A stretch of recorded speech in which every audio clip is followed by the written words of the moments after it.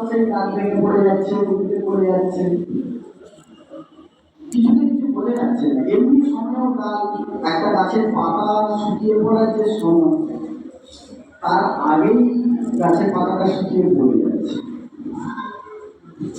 তখন রিসার্চ করে দেখা গেল যে প্রতিদিন রাত্রিবেলাতে লাইট চলে, ফ্লাড লাইট, সারা রাস্তা জুড়ে ওপরে বড় বড় যে লাইট জ্বলছে, গাছ ভাবছে গাছ তো বোঝার মতো, সে ভাবছে না সে ফটোসিনথেসিস করছে, কিন্তু সূর্যের আলোতে যে যে এনজাইমগুলো যতটা থাকে, তাতে গাছটা বডি ফাইবার যতটা হয়, কিন্তু এমনি আমাদের এই ইলেকট্রিসিটির আলোতে সেটা নেই।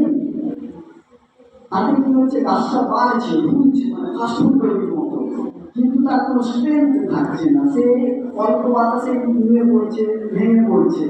সেই জন্য সারা ইউরোপ জুড়ে এখন রাস্তার যে আলো, সেটা ওপর থেকে নয় গ্রাউন্ড লেভেল থেকে দেওয়া হয়েছে বা হাফ থেকে করা হয়েছে, এবং ইংল্যান্ডে কোনো কোনো জায়গাতে রাত্রি 8টা বেজে গেলে পুরো লাইট বন্ধ থাকে।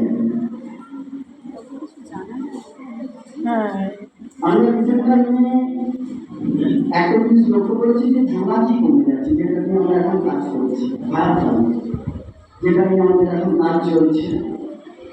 জোনাকি কমে যাওয়ার একটা কারণ হচ্ছে তার নেচারাল হ্যাবিটেট কমে যাচ্ছে।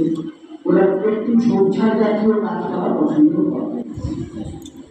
আর বেশ কিছু ফার্ম, আমাদের দেশীয় ফার্ম, নেক্রোলিথিক সেক্সেলেটা, নেক্রোলিথিক সাইকাস বলে বেশ দু ধরনের ফার্ম পাওয়া যায়, সেগুলো কমে যাওয়ার জন্য জোনাকি কমে যাচ্ছে। আর একটা কারণ হচ্ছে রাতের বেলায় প্রচুর পরিমাণে লাইট জ্বলছে, তার জন্য আমরা রাস্তা খুঁজতে পারি না কোন দিকে যাবে।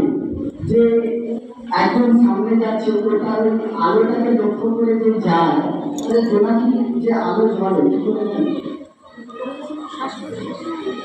ওর মধ্যে অক্সিজেন থাকে,